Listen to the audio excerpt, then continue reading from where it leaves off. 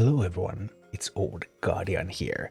In this Warcraft Rumble dungeon guide, I'm going to take a look at Deadmines on an Alliance week, and especially this Tirion army that I used for clearing it at level 23, so at minus 2.7 levels. First, let's take a quick look at the dungeon mechanics. We first post Mr. Smite, sabers and pistols, then anchors away. The theme of Deadmines generally is free stuff. Smite has free stuff. These are free. These are free, they respawn as well. These are free. There's also going to be a Stonehoof Torrent that's in stealth, that's going to come walk through this pipe and then attack your base. And all of that stuff is free. So you're fighting a bit of an uphill battle. The way I like to fight against Mr. Smite is that I like to take this stone. That means that most of the attacks are going to come from this direction. I also like to turn this arrow so that when I fight against the pushes that are coming from here, then my army, after it survives that, then it moves along here over the bridge, and I focus my assaults on Smite to come from here. And that also means that I have easy access to these two gold veins.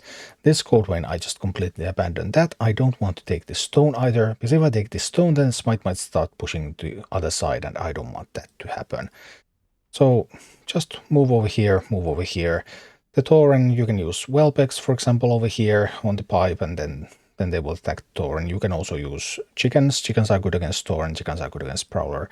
There's multiple alternatives on how you can do this. The second boss, Cookie, takes free stuff to the maximum, because Cookie has all of these squads of free units that it gets.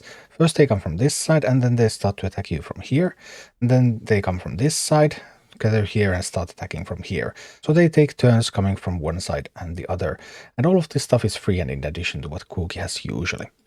For this one, there are 3 lanes. I typically want to take these 2 lanes. The order can differ a little bit, either this one first or this one first.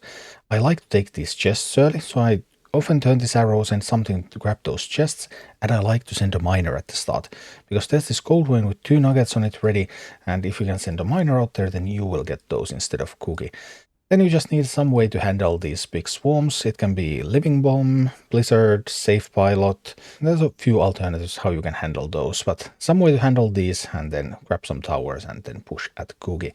One thing to note is that there's this arrow over here, and you know where the next free squad is going to come from. So it's a good idea to launch your pushes from the center, because then you can control where your push is going to go so that they don't just run straight into free minis, but they can actually get to Cookie.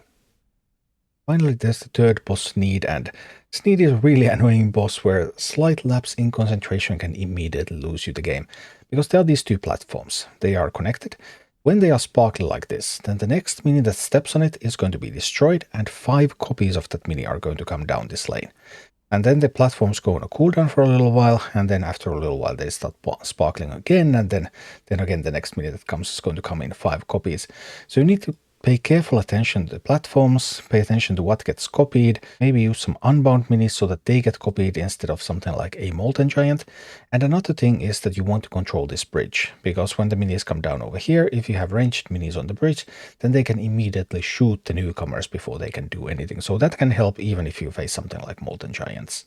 Typical strategy against Sneed would involve taking this tower first, then taking this tower, then assaulting Sneed from here, or potentially just defending and then using Whelp X and Quillbore or something, unbound spam, to just kill Sneed while you're defending against everything that Sneed has to offer.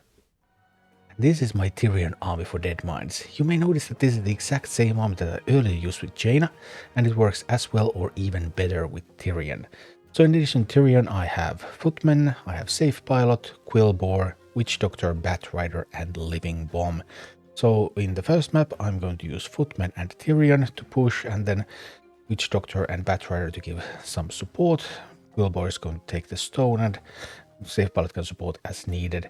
In the second map, Living Bomb is going to do a lot of work, destroying all those big waves from Cookie. And then in the third map, I'm going to try to get this Footman Tirion push going again, just trying to avoid getting anything too important copied. I have some unbounds here that I can use with the copy machine. And this is what it all looks like in action. So here we go, Deadmines with Tirion, starting with Mr. Smite. And my push is now coming from the left, so I want to push against that push and try to take the stone at the same time. I want to take the rightmost stone. I want to push wherever the push from Smite is coming from. So if it's coming from the left, then I'm going to push left. If it's coming from the right, I'm going to push right. And then once I defeat that push, I'm going to start attacking Mr. Smite through this gold territory here. So turning the arrow around, going over the bridge, and then getting that attack in. Obviously, this time there's some additional troops coming from the left, which means that my push is a little bit delayed. But let's see what we can make out of that. And now, once the push starts to approach Mr. Smite, then I'm going to reinforce from the right stone. That's why I have the right stone there. I can reinforce from there. And these footmen, when they're backed up by the Witch Doctor with the Spirit Ward talent, that means that I'm just going to get shield after shield after shield, and so much damage is going to be mitigated. Also, Bat Riders are wonderful here because Bat Riders leave that flaming pool.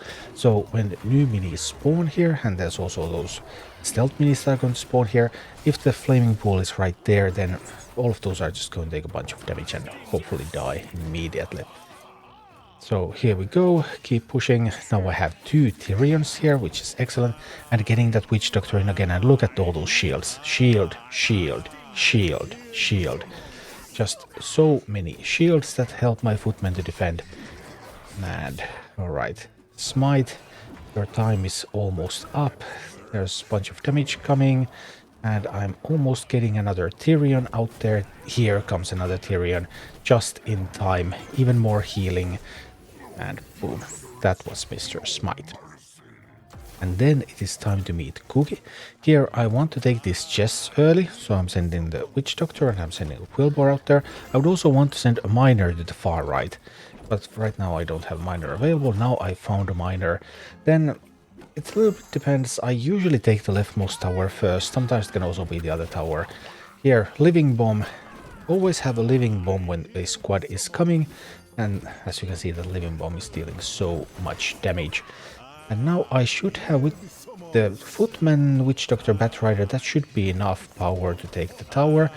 I think that Tirion probably was unnecessary. I could have already started sending troops to the center tower there, instead of sending Tirion as well to the push.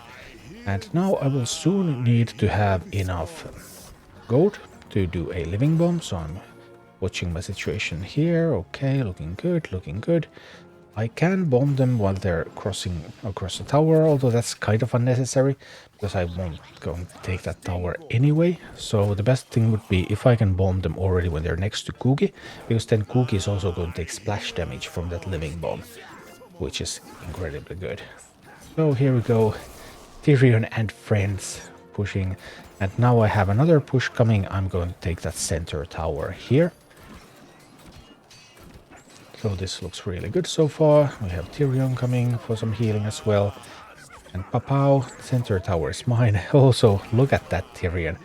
First Tirion still fighting against Cookie, still pushing in damage. Maybe I could have reinforced that push and even killed Cookie there. I think that might have been possible. But anyway, Living Bomb next to Cookie. Boom, Cookie down. And finally there is Sneed, and against Sneed, those platforms are so incredibly important. I want to open up with some troops that will contest the chest early on. Footmen would be ideal, but this time I just couldn't find my footmen early. Well, Tirion is getting something done, and I want to send a miner through the middle as well. So Tirion, I mean, worth his weight in gold. Didn't get that footman push that I wanted, but Tirion push is doing something. But now I can't put the footman into that safe pilot and the Bat Rider, so yeah, I'm a little bit worried now on what on earth am I actually going to do here. But I'm going to wait a little bit. Bat Rider commits. Now there's no Bat Rider up, there's no safe pilot up. We can now finally send the push. Push goes straight into an Ogre Mage and another Bat Rider, which is unpleasant. And also an army of Molten Giants got copied because I wasn't paying enough attention to the platform. Usually you want to take that leftmost tower as quickly as possible, and then you have more time to spend on the platform because you're not struggling and trying to fight for that. But this time apparently this happened. Well, Can you recover from this? I'm facing Molten Giants that are 3 levels higher than my minis. So obviously I have had better days. However, let's give it a try. Nothing is lost because I still had a lot of gold when the giants came. Now I'm going to just living bomb those trolls away. I'm going to get some damage on the Tauren. I actually have a pretty good push going in now. This push is strong. And alright, I have full control of the tower. And I'm about to get control of the second tower. Just trying to drop something out there to grab that chest when I can. I should probably take that chest too. Now I was a little bit too late with it. The Molten Giant is already on its way. But now something gets copied. It was a Tauren. I thought I would be in time with my Go-board to get that copied, but apparently not. Well, that's a bit of a bummer, but the Bat Rider is trying to hold them back. And meanwhile, my own push, consisting of footmen and a pair of Tirions, is going in. So a pair of Tirions is always nice, because this is a very strong push. 2 Tirions, footmen, witch doctor. It doesn't get much stronger than this. But can I stay alive? Because I'm also facing a lot of enemies. I'll need what else than Tirion. Hey, look at that. The Tyrions were good enough. And Sneed falls. Thank you for watching. Click like and subscribe if you enjoyed this, and a special thanks to all of my Patreon supporters, YouTube members and Twitch subscribers who make all of these videos possible.